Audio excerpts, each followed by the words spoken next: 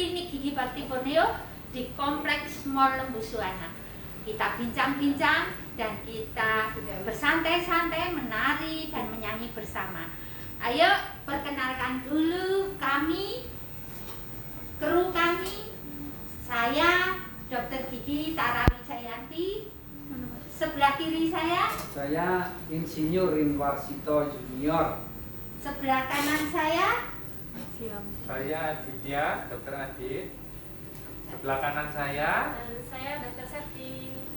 halo teman-teman, kita mengenal ya bahwa kali ini kita mengenal tentang mikrobiota. Mikrobiota di dalam mulut kita. Kali ini kita bincang-bincang tentang perawatan gigi di masa pandemi. Mengapa perlu perawatan gigi di masa pandemi? Agar mikrobiota di dalam mulut kita melakukan tugasnya dengan benar. Ketahuilah, mikrobiota di dalam mulut kita ini 70% dari seluruh di dalam tubuh kita. Karena sel tubuh kita hanya 30%. Nah, mengapa kita perlu melakukan perawatan terhadap rongga mulut kita? Agar mikrobiota kita berfungsi dengan benar. Fungsi pertama paling banyak adalah dia merupakan penahan terhadap patogen dari luar. Satu, dia membantu metabolisme, membantu pencernaan, antioksidan, dan masih banyak lagi. Oleh karenanya, mikrobiota di dalam mulut kita dan seluruh tubuh kita jangan sampai terganggu. Oleh karenanya, supaya tidak mengganggu ekosistem mikrobiota kita, apa yang mengganggu mikrobiota kita adalah pH saliva, kedua adalah pola makan kita, dan yang ketiga adalah kadar oksigen. Nah, tindakan-tindakan apa yang mengakibatkan mikrobiota kita terganggu? Supaya tidak tegang, mari kita menari dan menyanyi bersama sebelumnya, ya. Ayo. Ready.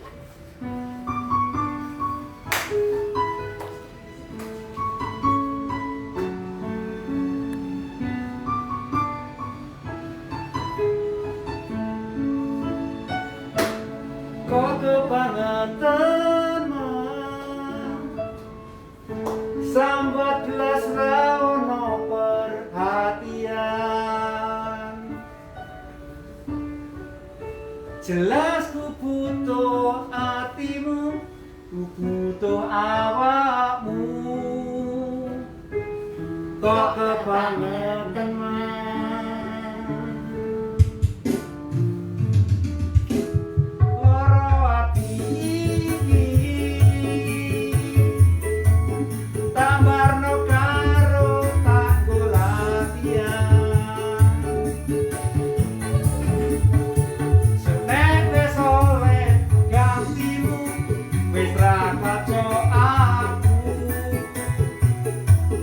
mergo wis tau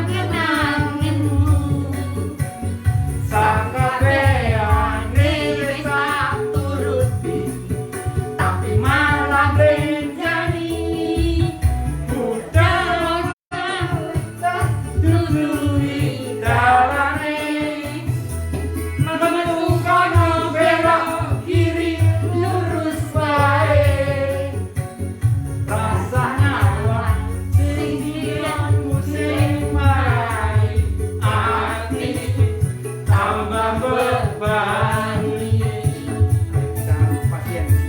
Nah, sekarang kita melihat bagaimana klinik gigi Bakti Borneo memperagakan pasien pada saat masuk hingga perawatannya. Nah, kita lihat, mari peragaan dari Mbak Emma sebagai pasien dan Mbak Devi sebagai pegawai klinik gigi Bakti Borneo bagaimana memperagakan cara penerimaan pasien kita. Oleh karenanya ikutin ya, mari silahkan.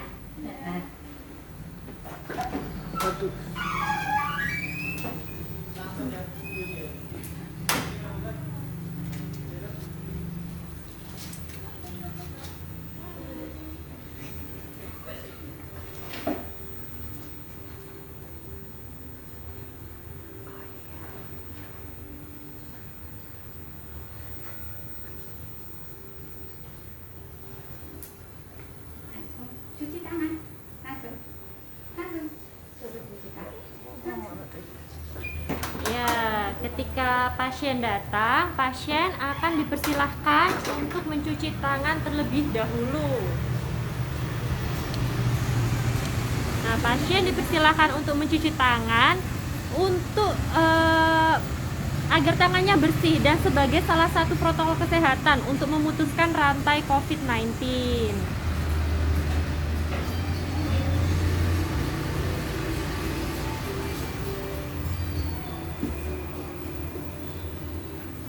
Nah, kemudian pasien dipersilakan untuk mengganti alas kakinya. Alas kaki yang dipakai pasien dilepas, kemudian diganti. Pasien menggunakan sandal yang kami sediakan di klinik. Agar apa? Agar kotoran atau debu yang dibawa oleh sepatu pasien dari luar itu tidak mengontaminasi klinik.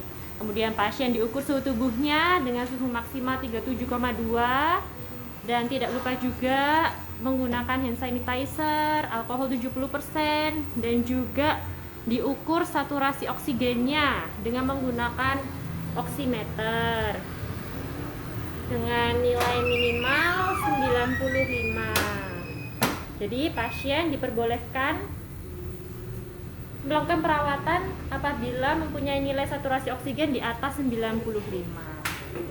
Nah, kemudian pasien mengisi formulir screening COVID-19 dengan dibantu oleh asisten kami.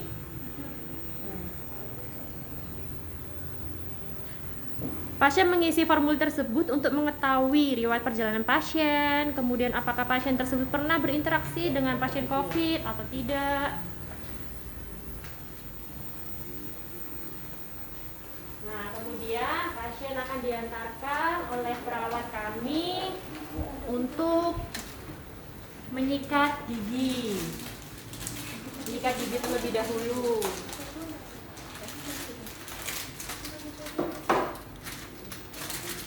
Sikat gigi yang kami gunakan selalu baru dan setiap pasien diberi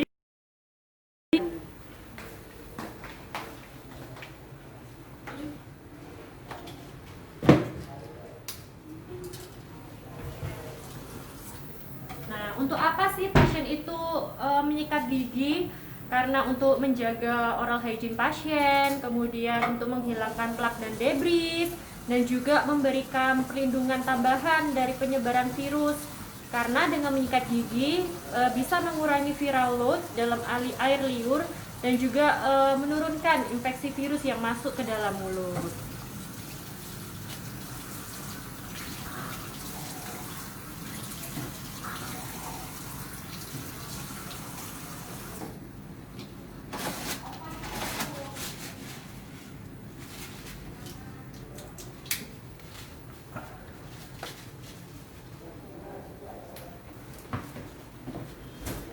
Setelah itu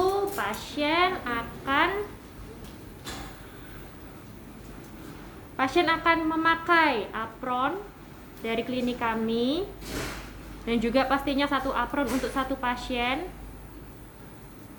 Untuk apa? Agar baju pasien yang berasal dari luar itu tidak mengontaminasi ruangan perawatan atau ruangan konsultasi, dan juga melindungi baju pasien dan pasien dari kemungkinan adanya percikan cairan selama proses perawatan nanti.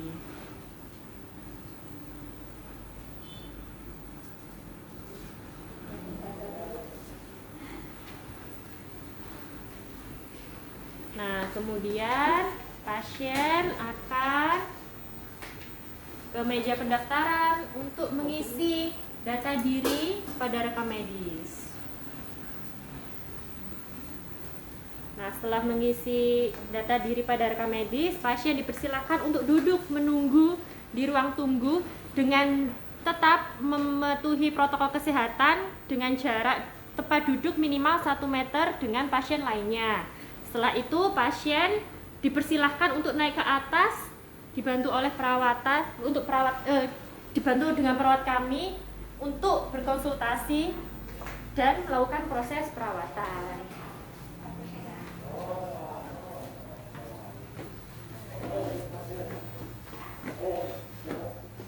Siap atas.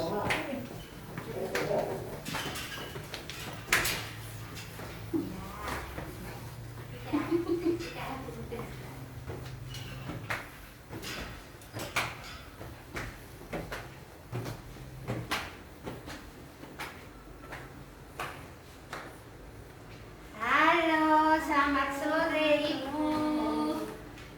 Bagaimana keadaan? Sehat selalu ya, semoga. Ini yang sakit bagian yang mana?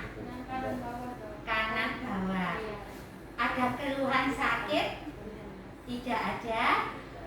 Kita lihat dulu giginya yang lubang, apakah perlu perawatan atau tidak. Oke, dengan X-ray atau panoramik ya. Oke, Ibu sedang hamil tidak? Tidak. Ibu memakai kalung? Ya, nanti dilepas. Pakai ini anting? Ya. Sahabat klinik, kita lihat bahwa sebelum perawatan baiknya kita harus melakukan ronsen panoramik. Mengapa ronsen panoramik itu diperlukan? Nah, tapi sebelum kegunaan ronsen panoramik, saya mau menjelaskan apakah itu ronsen panoramik. Ronsen panoramik itu tindakan diagnostik yang non-invasif. Dia juga perlakuannya ekstraoral. Jadi untuk pasien yang mengalami gangguan refleks maupun pediatrik sangat nyaman. Nah, sebelum dilakukan ronsen panoramik, baiknya mengatakan saya sedang hamil atau tidak, atau program hamil, atau metal yang dikenakan di leher ke atas bisa dilepas. Supaya apa? Supaya gambaran yang nanti terjadi tidak mantul, tidak ada garis-garis dari metal tersebut. Sebelum ronsen pun kita lakukan proteksi, namun radiasi ini sangat kecil. Ini hanya digunakan untuk kesehatan, dan lagi sisa dari radiasi ini akan hilang karena radiasi yang dipakai sangat kecil. Nah, kita lihat kasus-kasus mengapa diperlukan ronsen panoramik. Nah, sebelum ronsen kita lihat dulu sekarang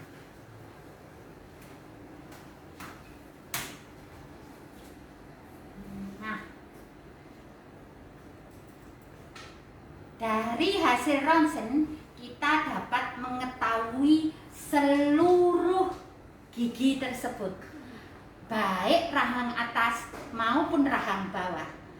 Dan tidak hanya posisi gigi, kelainan di dalam tulang, letak gigi, kavitas dari gigi berlubang sampai pada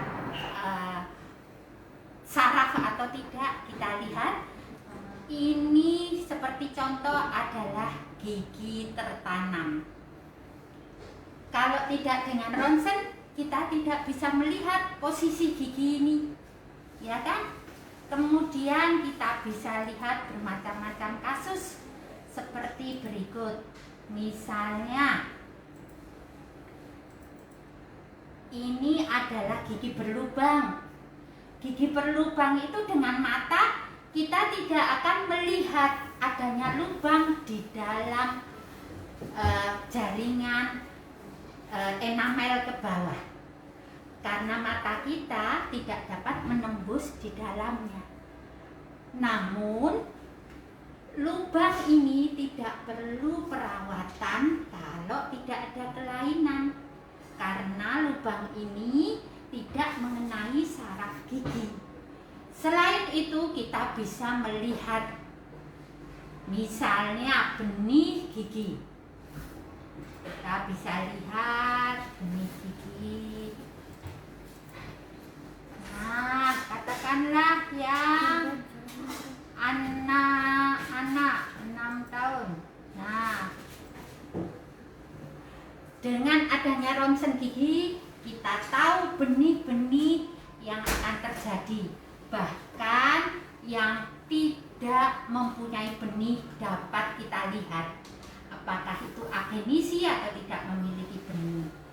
Bahkan kita bisa melihat misalnya pada saat pemasangan implan. Pada saat pemasangan implan kita perlu tahu misalnya seperti ini. Nah, kita perlu tahu panjang implan yang akan dipasang. Panjang implan yang akan dipasang supaya tidak mengenai dasar sinus ataupun kanalis mandibular.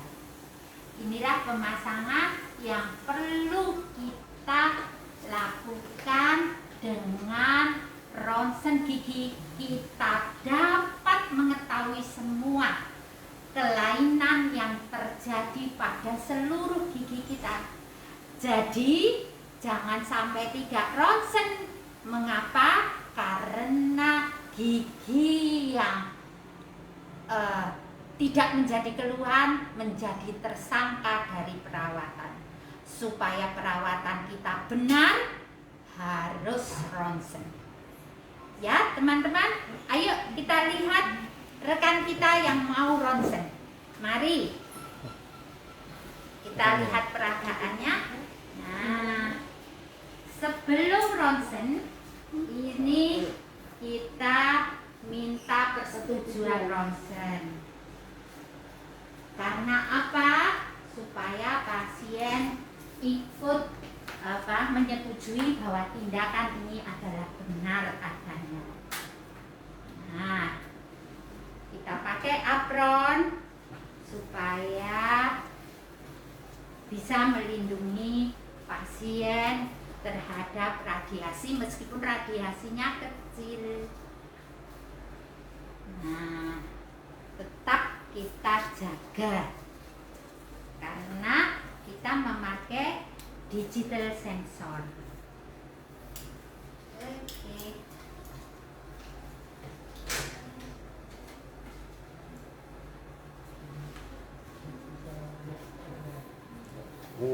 Lanjut ya, Mbak. Kita lanjutkan. Ya, silakan Mbak.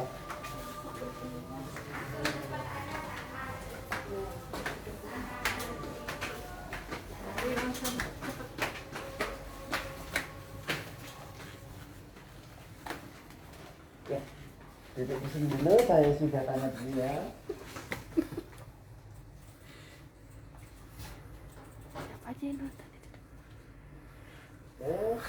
biar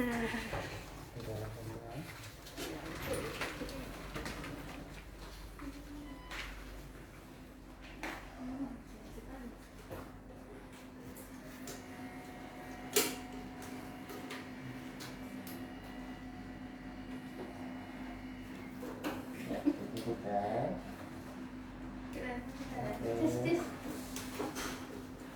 Oke, tunggu sebentar sampai saya masuk.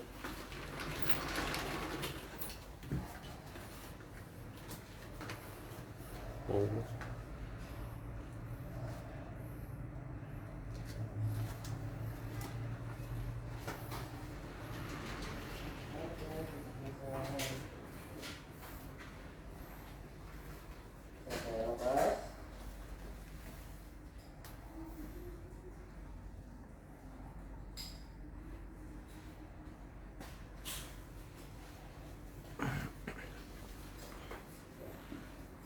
Silakan tunggu di ruangan dokter Wanita ya. Kita lihat.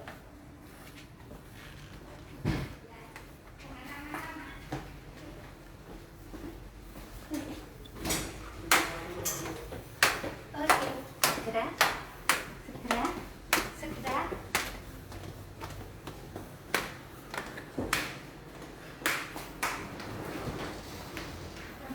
Ya, teman-teman, mari kita ikuti setelah dilakukan X-ray.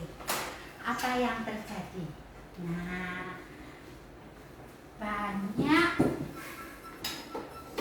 kejadian dapat dilihat dari X-ray tersebut. Oleh karenanya, lakukan perawatan setelah didiagnosa dengan benar. Kita lanjutkan, misalnya seperti ini. Nah, kelainan di bawah akar tidak mungkin dapat kita lihat tanpa dilakukan proses diagnostik dengan X-ray. Ya, ini ada kelainan kista di bawah akar, ada sisa akar, ada lubang. Perawatan itu diperlukan atau tidaknya, atau harus pencabutan dan sebagainya. Itu kita hanya bisa melihat dengan X-ray dulu sebelum dilakukan perawatan. Kita lanjutkan dengan bersama Dr. Septiani dan Dr. Aditya dalam memberikan penjelasan. Mari. Ya. Ya, halo. Jadi sekarang kami akan menerangkan tentang APD atau alat perlindungan diri. Untuk praktek kedokteran gigi itu menggunakan APD level 3 seperti yang bisa dilihat dari atas sampai bawah. Nanti saya akan terangkan sedikit aja satu demi satu. Jadi yang pertama kita menggunakan misi ya dok ya. Ini seperti yang di dalam, ini adalah penutup kepala atau head cap. Gunanya untuk apa? Gunanya itu untuk melindungi rambut kita dari percikan air, percikan cairan ketika perawatan. Kemudian yang kedua kita menggunakan ini. Kita menggunakan Google dan face shield. Ini agar juga terhindar dari cairan ketika kita melakukan perawatan. Kemudian kita menggunakan masker. Nah, di sini masker ada dua seperti yang digunakan Dr. Adit ini. Ini adalah reusable respiratory yang full face, atau yang ini juga reusable respiratory yang whole face, atau juga bisa juga yang seperti saya pakai ini masker KN95. Nanti akan saya terangkan lebih lanjut. Kemudian kita menggunakan baju hazmat. Baju hazmat ini seperti yang digunakan oleh Dr. Adit. Di dalamnya. Yang di dalamnya ya, yang di dalamnya warna abu-abu ini. Nah, ini itu bahannya harus waterproof gitu. Bahannya bermacam-macam, ada yang Taslan, ada yang banyak sekali bermacam-macam. Tapi yang paling penting itu adalah waterproof, anti air. Kemudian Ini bahannya breathable, ini bukan pasir. ya, kalau yang ini Anti air. jadi dingin kalau dipakai. Kemudian kalau yang dipakai di luar ini adalah gown. Gown ini itu sekali pakai atau single use. Kalau yang dipakai Dokter Adit yang di dalam ini baju hazmatnya ini bisa reusable. Jadi setelah dipakai untuk perawatan pasien, kita cuci dengan air panas 60-90 Celcius dan juga menggunakan deterjen. Tuh. Kemudian kalau yang gown ini single use. Kemudian ini dicucinya juga pakai steam. ya. Kemudian ini yang paling penting juga, kita harus menggunakan handscoon dan sekali pakai juga. Dan ini handscoonnya double, jadi kita memakai 2 handscoon. Ini Nah, pakai examination glove, ini buat pemeriksaan pasien. Nanti kalau mau operasi dia pakai didobelin ada lagi bisa gitu. Nah, Kemudian yang terakhir itu sepatu boot. Jadi kita memakai sepatu boot. Nah, untuk perawatan atau juga bisa menggunakan shoe cover. Gitu. bahannya shoe cover sama kayak ini. Sama dengan ini. Ini saya pakai untuk cover dari respirator kis saya, dari filternya. Biar Ya. nanti kalau ada kena cipratan nggak apa-apa, ini bisa dibersihkan. Gitu. Nah, habis itu ini saya akan menjelaskan sedikit tentang perbedaan masker ya. Masker yang saya pakai, masker yang Dokter Adit pakai, atau masker ini. Jadi kalau masker yang saya pakai ini adalah masker KN95. Itu ekuivalennya dari masker N95. Apa bedanya sih gitu? Jadi kalau masker ini sebenarnya itu sekali pakai saja, tapi karena ketersediaan masker, jadi WHO menyarankan tidak apa-apa dipakai selama 8 jam dan juga 5 kali pemakaian. Jadi dilepas, dipakai itu secara 5 kali. Tapi perlu diingat, semakin lama kita memakai ini, jadi kemampuan filtrasinya juga akan semakin turun gitu. Jadi alangkah lebih baiknya juga kita lapisi lagi dengan masker bedah di luarnya gitu. Dan juga cara penyimpanannya itu di tempat tertutup, jadi di wadah tertutup. Nah, kalau yang ini reusable respiratory sama yang tadi dipakai Dokter Adit, ini itu kita filternya ada beberapa macam, ada yang N95, ada juga yang P100. Kalau N95 itu dapat memfiltrasi hingga 95% dari aerosol atau cairan atau droplet seperti itu, dan juga sampai 0,3 mikron gitu. Nah, kalau yang kita pakai ini P100, jadi bisa memfilter hingga 99,97%. Dan bedanya N95 dan P100 itu, kalau P100 itu bisa juga memfiltrasi minyak dan bahkan juga gas. Kalau N95 tidak mampu untuk memfiltrasi minyak. Nah, seperti itu. Kalau misalkan memakai masker yang seperti Dokter Adi tadi, itu tidak perlu lagi menggunakan Google dan face shield. Karena apa? Karena sudah menutup mata, sudah menutup dahi, sudah menutup bagian kanan kiri dari muka kita. Nah, seperti itu. Nah, gimana sih caranya untuk membersihkan? Kan ini reusable. Iya, ini reusable. Tapi setelah kita merawat pasien, ini filternya kita buka, kemudian filternya kita plak dengan alkohol 70% atau dengan sodium hipoklorit 0,1%. Kemudian ini karetnya ini bisa kita rendam ke larutan sodium hipoklorit juga 0,1%.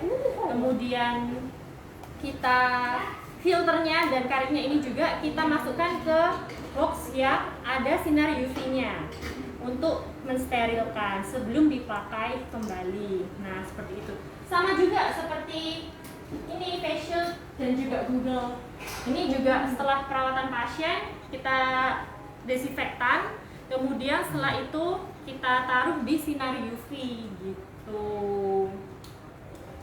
Nah, setelah ini Dokter Adi juga akan menjelaskan tentang cara steril ruangan setelah pasien setelah kita perawatan pasien, dan juga nanti apa saja alat-alat yang kami miliki apa saja agar ruangan ini tetap aman gitu. Oke, Dokter Adit siap? Ya, halo. Ya tadi saya habis melepas APD level 3 saya. Sekarang saya akan menerangkan bagaimana cara sterilisasi ruangan. Ya, pertama-tama nanti yang saya terangkan adalah ketika pasien masuk, yang harus dilakukan pertama adalah pasien harus didesinfeksi terlebih dahulu. Nanti rongga mulutnya dia harus kumur dengan larutan povidon iodin, boleh atau larutan klorhexidin selama 1 menit, baru nanti disuruh buang. Nah, itu untuk sterilisasi rongga mulut pasien, desinfeksi rongga mulut pasien. Lalu untuk sterilisasi ruangan yang bisa saya terangkan di sini, yang pertama adalah dental unit. Dari dental unit kami, pertama setelah pasien itu pergi, sudah tidak ada pasiennya, dental unit ini nanti kami bersihkan. Cara bersihkannya dengan industrial grade desinfektan, itu macam-macam, ada sodium hipoklorit, ada basa tinggi, ada antiseptik, dilap. Setelah bersih semuanya, bagiannya ini dilap, lalu kami akan melakukan sterilisasi ruangan. Sterilisasi ruangannya, desinfeksi ruangannya dengan beberapa cara. Yang pertama adalah ozon. Ozon di tiap ruangan kami memiliki ozon generator. Ozon generator ini menghasilkan gas ozon atau O3. O3 ini menurut jurnal terbaru tahun 2020 dia mengatakan kalau ozon atau O3 ini mampu mengurangi jumlah airborne bakteri ataupun virus hingga 98%. Ini kami nyalakan selama kurang lebih 30 sampai 45 menit. Dan selain ozon kami padu lagi dengan lampu UV. Di tiap ruangan kami ada lampu UVC dengan kapasitas 80 sampai 100 watt yang di atas kami ini. Ini nanti dinyalakan dengan kondisi ruangan ini kosong ya, tidak ada orangnya sama sekali. Itu adalah untuk desinfeksi atau membunuh partikel airborne di sini. Selain membunuh partikel airborne, kami juga menyaring partikel airborne tersebut. Cara menyaringnya ada 2 jenis. Yang pertama adalah dengan menggunakan HEPA filter. Di ruangan kami ini tersedia ada 2 unit HEPA filter. Yang pertama ini kiri sama kanan. Apa itu HEPA?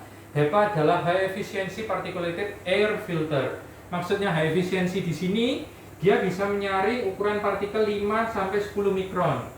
Ukuran virus sendiri rata-rata sekitar 10 mikron. Ada yang lebih kecil, ada yang lebih besar. Itu bisa tersaring dengan menggunakan filter yang ada di dalam sini, filter udara di dalam sini. Filternya sendiri juga akan disterilkan oleh alat ini dengan menggunakan UVC yang terdapat dalam alat ini, nanti disinari. Jadi filternya bisa di-reuse atau bisa digunakan ulang. Lalu untuk mencegah terkontaminasi ruangan ini dengan aerosol, jadi tiap kali dokter gigi itu melakukan pekerjaan pasti menghasilkan aerosol. Apa itu aerosol? Aerosol itu adalah cipratan atau butir-butir air kecil di mana ukurannya kurang dari 10 mikron. Kok bisa? Karena dokter gigi kalau kerja itu menggunakan handpiece. Handpiece ini ada yang high speed, ada yang low speed. Ini kalau kena air, kena putaran 20.000 rpm, 20.000 putaran per detik, dia akan menghasilkan cairan cat. Kalau kena cairan akan tersebar kemana-mana. Nah, untuk mengurangi penyebaran cairan tersebut, selain dengan menggunakan HEPA filter, dengan menggunakan UV, dengan menggunakan ozon, ada juga yang menghisap cairan tersebut. Ya, ini yang kita lihat di sini, yang dari tadi lihat putih yang bentuknya kayak belalai, ini adalah extraoral vacuum. Ya, extraoral vacuum ini punya kekuatan sedot yang cukup besar. Jadi nanti posisi kepala pasien, misalnya kita bekerja, tertidur di sini.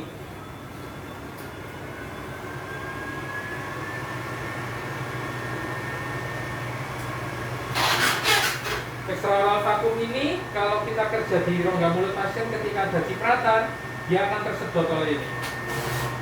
Ini sedotannya lumayan kuat ya. Nanti ada cipratan air atau aerosol yang terjadi akan masuk ke dalam sini, lalu disaring sama alat ini. Alat ini bentuknya besar putih ini, isinya full filter semua, tumpuk-tumpuk filternya. Filter apa? Filter P100 dengan kekuatan saringan 99,97%. Jadi partikel ukuran di bawah 2 mikron pun tersaring. Gak cuma satu tapi tumpuk-tumpuk, ada 5 atau lebih, tumpuk-tumpuk, dan di bawah sendiri ada karbon aktifnya. Gitu.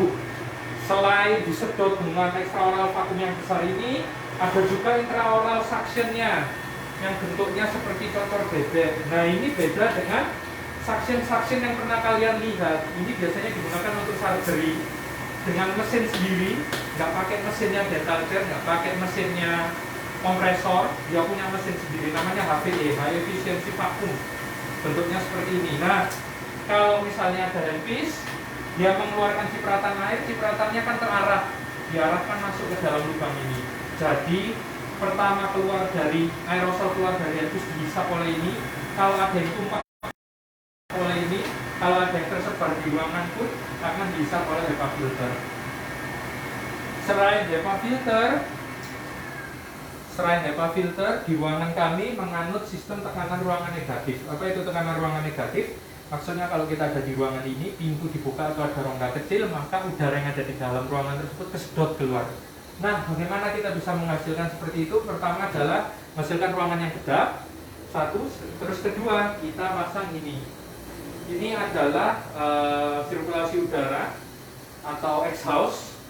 Jadi kalau misalnya udaranya ini disedot terus oleh exhaust ini, maka tekanan udaranya akan negatif. Nah, kalau tekanan udara negatif, airborne atau ada partikel yang masih, partikelnya tidak diam saja di ruangan ini, tapi kesedot keluar dan disaring oleh HEPA filternya. Ada HEPA filter lagi.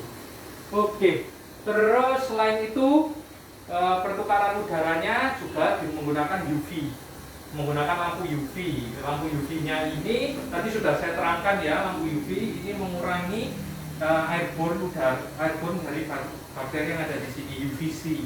Selain dia mengurangi airborne dengan membunuh langsung, lampu UV ini juga bisa memecah molekul oksigen menjadi ozon. Nah, ozon tadi sudah dihasilkan oleh ozon generator, ditambah dengan oksigen yang dipecah oleh lampu UV ini lebih efektif dalam membunuh bakteri. Tiap kali desinfeksi ruangan kami lakukan minimal 45 menit, 30 sampai 45 menit.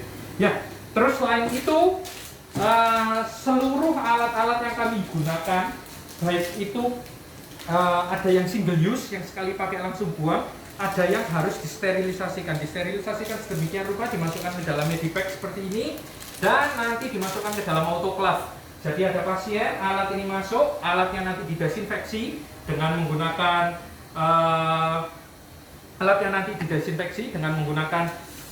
larutan desinfektan. Setelah didesinfeksi dengan menggunakan larutan desinfektan, dimasukkan ke dalam kolam yang ultrasonic bed. Setelah dilakukan ultrasonic bed akan diambil, dibersihkan, dikeringkan, kemudian dipack dan dimasukkan ke dalam autoclave. Jadi tidak akan ada alat yang dari satu mulut pasien ke mulut lain, tidak ada bakteri atau tidak ada partikel pun yang menempel dari satu alat satu pasien ke tempat lain. Kami sangat ketat dalam mencegah adanya cross kontaminasi, ya. Oke, sekarang saya akan menerangkan bagaimana cara sterilisasi alat secara singkat saja. Mari ikut saya ke bawah. Kami punya ruang steril ya di bawah. Oke.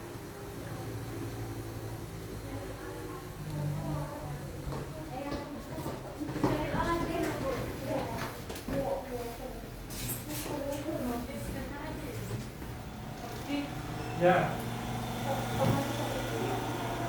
Good.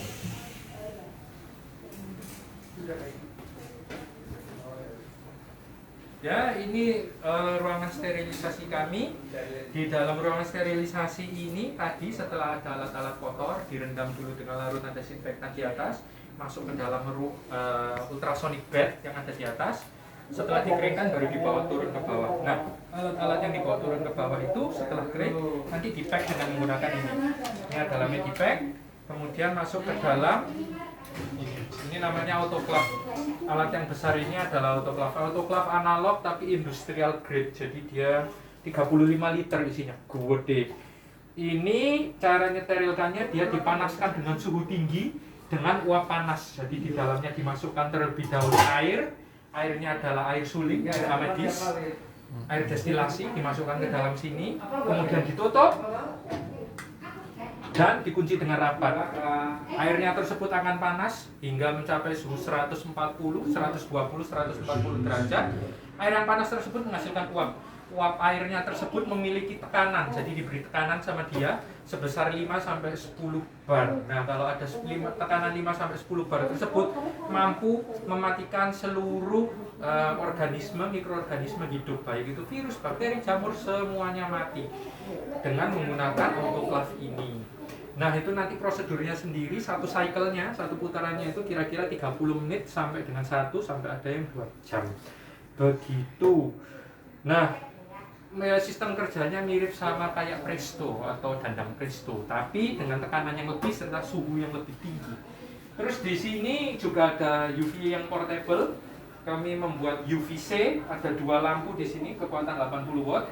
Jadi kalau misalnya nanti setiap kali satu cycle alat sterilisasi ini berjalan, lampu UVC-nya ini juga dinyalakan. Jadi satu ruangan ini tersterilkan dengan sempurna. Ya, terus ada lagi di sini. Ini juga yang dimiliki oleh Klinik Gigi Bakti Borneo memang banyak dan lengkap. Ini adalah salah satu alat untuk desinfeksi serta lubrikasi dari handpiece kami. Kalau misalnya handpiece tersebut masuk ke dalam kontak dengan panas tanpa dilubrikasi dan didesinfeksi terlebih dahulu, maka akan rusak. Ada alatnya sendiri dan menggunakan mesin otomatis, nggak pakai tangan, nggak disemprot-semprot. Ya, jadi intinya adalah bagi semua pasien, terutama pasien yang akan berkunjung ke Klinik Gigi Bakti Borneo, jangan takut. Karena apa? Di Klinik Gigi kami, sterilisasi alat, protokol kesehatan sudah kami patuhi, bahkan melebihinya. Kami menggunakan APD level 3, kami mencegah cross kontaminasi antara satu alat dengan yang lain, sehingga pasien yang datang ke kami, saya harap akan baik-baik saja serta mendapatkan pelayanan yang sangat sempurna dengan menggunakan alat-alat teknologi terkini serta protokol kesehatan yang sangat ketat. Ya. Berikut kami akan mengadakan satu acara untuk perpisahan untuk penutupan acara kali ini. Ya, mari kita saksikan. Halo, sahabat klinik, supaya tidak bosan kita menari bersama ya. Ini tari ini kita persembahkan saya untuk seluruh yang bekerja. Dr. Adit. Ya, kalau saya untuk seluruh dokter-dokter dan perawat serta seluruh pegawai di klinik gigi kami serta seluruh petugas kesehatan, tenaga kesehatan di luar sana yang berjuang untuk memberikan yang terbaik selama pandemi ini ya. Oke. Ayo nari bersama ya.